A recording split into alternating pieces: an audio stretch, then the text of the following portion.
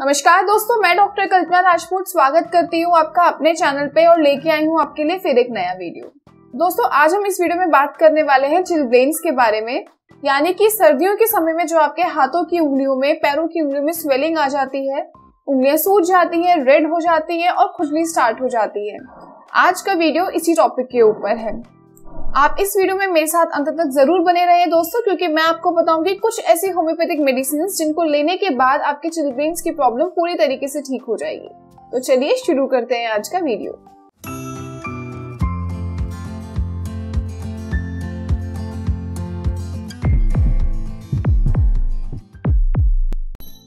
सबसे पहले हम बात करते हैं कि आखिरकार चिलब्लेन्स क्या होते हैं।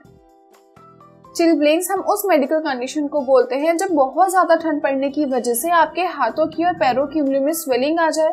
हो सकता है कि आपकी ईयर लोब्स पे, यानी कि जो आपके ईयर का एक्सटर्नल पार्ट होता है, इसको हम ईयर लोब बोलते हैं, यहाँ पे रेडनेस शुरू हो जाए। आपके चीक वाले एरिया पे, आपके गालों पे काफी ज्यादा रेडनेस के साथ साथ इचिंग शुरू हो जाए। दोस्तों, चिलब्लेन्स को पर्निया या पर्नियोसिस या फ्रोस्टबाइट भी कहा जाता है। अब हम बात करेंगे कि चिलब्लेन्स की प्रॉब्लम होती क्यों है।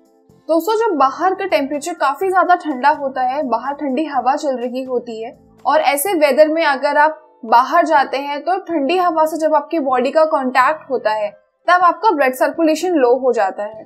ब्लड सर्कुलेशन लो होने की वजह से जो आपकी एक्सट्रीमिटीज होती हैं, यानी कि आपके पैरों की उंगलियां, हाथों की उंगलियां, आपके year lobes, finger tips, face, यहाँ पे एक तरीके से इन्फ्लेमेशन शुरू हो जाती है, क्योंकि यहाँ पे पूरी तरीके से ऑक्सीजन सप्लाई नहीं हो पाता। करते हैं इसके कुछ सिम्टम्स की। तो सबसे पहला और मेन जो सिम्टम है वो है पेन। पेन आपको काफी कैरेक्टरिस्टिक मिलेगा, काफी अलग तरीके का पेन आपको मिलेगा, जिसको हम नीडल स्प्रिकिंग पेन बोलते हैं। यानी कि दर्द आपको ऐसा लगेगा जैसे कि आपको किसी ने बहुत सारी वहां पे सुइयां चुभा रहे हैं। एक बर्निंग पेन मिलता है आपको, एक चुभन के साथ पेन मिलेगा आपको। और दूसरा जो मेन सिम्टम होता है वो होता है इचिंग। दर्द के साथ साथ आपको खुजली बहुत मिलेगी, आपको खुजली बहुत करने का मन करेगा। खुजाते खुजाते आपकी फिंगर्स में एकदम स्किन छिल जाएगी, रेडनेस बहुत ज्यादा शुरू हो जाएगी। तो अगर आपको ये दोनों सिम्टम्स भी मिल रहे हैं सर्दियों के टाइम पे, तो हो सकता है आपको चिलब्लेन्स का प्रॉब्लम हो।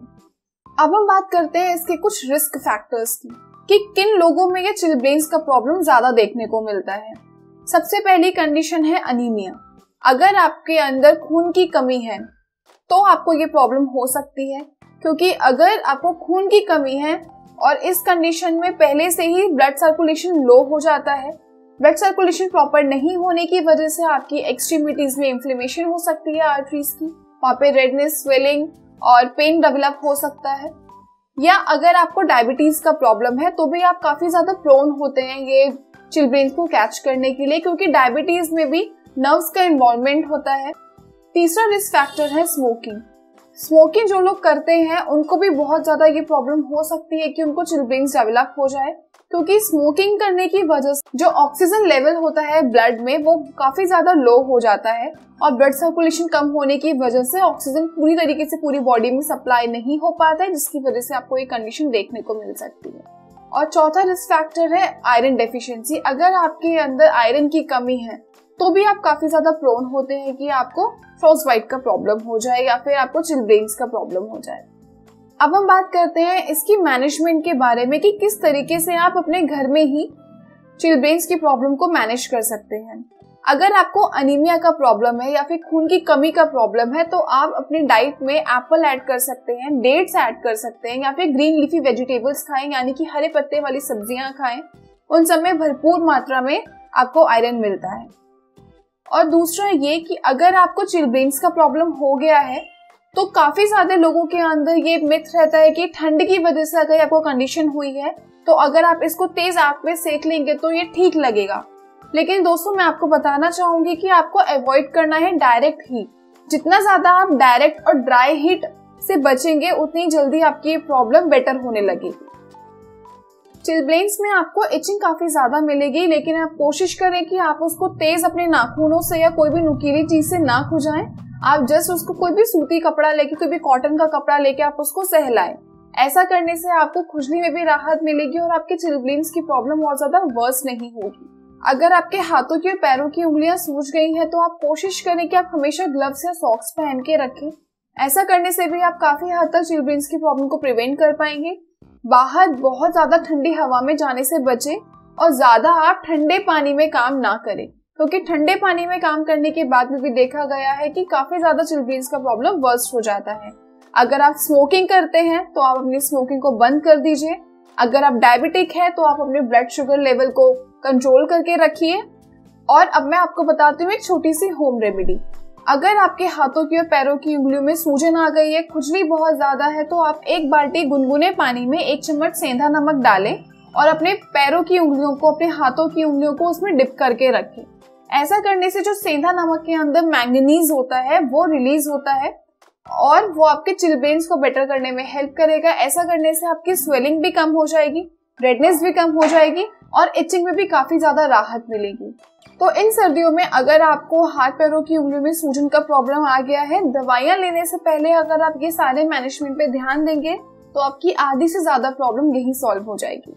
अब हम बात करते हैं कुछ ऐसी होम्योपैथिक मेडिसिन के बारे में जिनको लेने के बाद आपके चिलब्लेन्स की प्रॉब्लम पूरी तरीके से ठीक हो जाएगी। सबसे पहली दवाई है अगैरिकस। अगैरिकस 30 हम उन पेशेंट्स को देते हैं जिनके हाथ पैर काफी ज्यादा ठंडे रहते हैं सर्दियों के समय में और उनको फ्रॉस्ट बाइट यानी कि चिलब्लेन्स की प्रॉब्लम स्टार्ट हो गई है।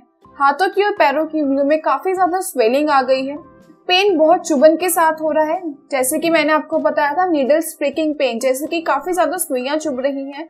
और अगर आपके सिम्टम्स भी इस तरीके के हैं तो आप अगैरिकस 30 को ले सकते हैं। अगैरिकस 30 की 4-4 बूंदें आप दिन में 3 से 4 बार रिपीट कर सकते हैं। कुछ डोजेस लेने के बाद ही आपको आराम मिलेगा। और अगर आप कुछ ऐसा प्लान कर रहे हैं, कुछ हॉलीडेज का प्लान कर रहे हैं कि आपको कहीं ठंडी जगह पे जाना है और आपको टेंडेंसी है चिलब्लेन्स होने की, तो आप अगैरिकस को भी अपने साथ में लेके जाइए ताकि चिलब्लेन्स की वजह से आपको कोई और प्रॉब्लम नहीं हो, आप अपनी प्रॉब्लम को वहीं पे खत्म कर दें और इसकी वजह से आपके हॉलीडेज खराब ना हो। दोस्तों, दूसरी दवाई है कार्बोविच 30। कार्बोविच 30 हम उन कंडीशंस में देते हैं जब पेशेंट के हाथ पैर काफी ज्यादा ठंडे रहते हैं, एकदम बर्फ की तरह ठंडे रहते हैं। फिर चाहे वो कितने भी सॉक्स से कितने भी ग्लव्स पहन ले, उनके हाथ पैर कभी गर्म नहीं रहते। काफी सारे पेशेंट्स हमारे क्लिनिक पे आते हैं, वो कहते हैं डॉक्टर साहब हम कितने भी सॉक्स पहन ले या ग्लव्स पहन ले, हमारे हाथ कभी भी गर्म नहीं रहते हैं, वो हमेशा ठंडे रहते हैं। तो ऐसी कंडीशंस भी अगर आपके साथ है तो आप भी कार्बोविच 30 ले सकते हैं। और अगर विंटर्स में आपके भी हाथ पैर ठंडे रहते हैं, वो इसलिए होते हैं क्योंकि ठंड की वजह से आपका जो ब्लड सर्कुलेशन है वो प्रॉपर नहीं हो पाता है। वो डिस्टर्ब होने की वजह से आपके एक्सट्रीमिटीज तक पूरी तरीके से ऑक्सीजन सप्लाई नहीं हो पाता है। पूरी तरीके से ऑक्सीजन एक्सट्रीमिटीज तक नहीं जाएगा तो आपके हाथों की उंगलियां, पैरों की उंगलियां हमेशा आपको ठंडी मिलेंगी। अगर आपके साथ में भी ऐसी कंडीशन है तो आप कार्बोविच 30 का इस्तेमाल कर सकते हैं।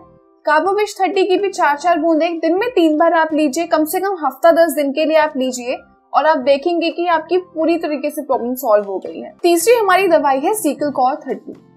सिकल कॉर 30 हम उन पेशेंट्स को देते हैं जिनके अंदर काफी ज्यादा ब्लड की कमी होती है, जो फीमेल्स देखने के साथ ही लगती है कि इनके अंदर काफी ज्यादा वीकनेस है, काफी ज्यादा बुजुर्ग लगने लग जाती हैं अपनी उम्र से ज्यादा, और साथ ही साथ उनको झंझनाहट फील हो, उनको बर्निंग पेन हो, उनको एकदम नंबनेस हो जाए, हाथ पैर एकदम सुन्न हो जाए चिलब्लेन्स के साथ साथ। तो ऐसी कंडीशंस में भी आप सिकल कॉर 30 का इस्तेमाल कर सकते हैं। चौथी हमारी दवाई है पेट्रोलियम 30।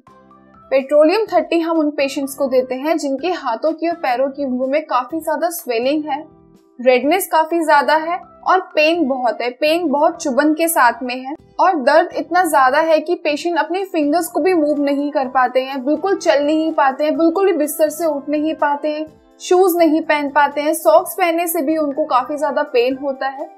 तो ऐसी कंडीशंस भी अगर आपके साथ है तो आप पेट्रोलियम 30 का इस्तेमाल करें।